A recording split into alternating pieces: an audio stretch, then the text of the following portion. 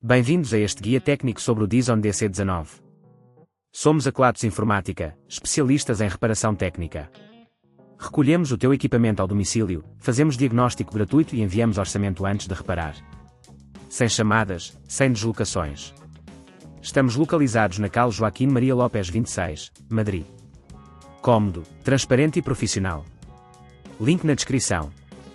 Se o teu Dyson DC19 está a fazer um barulho estranho e não aspira como deve, é provável que haja um problema com o motor ou com a obstrução do sistema de sucção.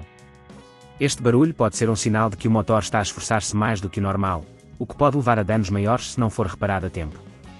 Ignorar este sintoma pode resultar em custos mais altos no futuro, por isso é importante agir rapidamente.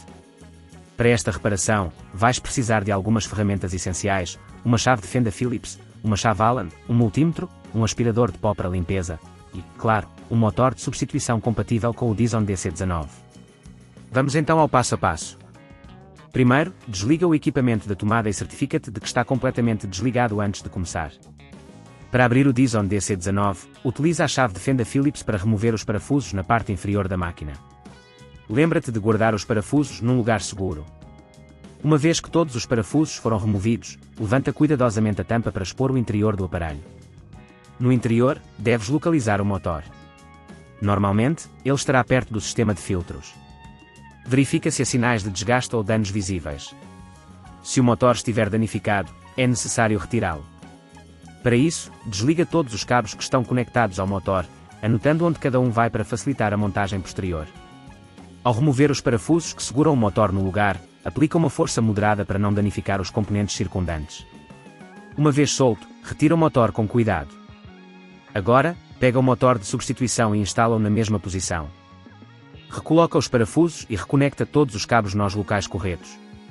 Se neste ponto achares que é demasiado complexo, lembra-te que na Kelatos recolhemos o equipamento no teu domicílio e devolvemos-te reparado. Após a montagem, coloca a tampa de volta e aperta os parafusos na parte inferior. Antes de testar o equipamento, verifica se não há peças soltas e se tudo está bem fixo. Liga o Dyson DC19 e observa se o barulho estranho desapareceu. Se tudo estiver a funcionar bem, parabéns, acabaste de reparar o teu Dyson.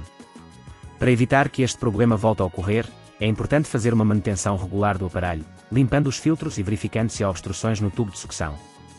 Além disso, evita aspirar objetos grandes ou excessivamente pesados que possam danificar o motor.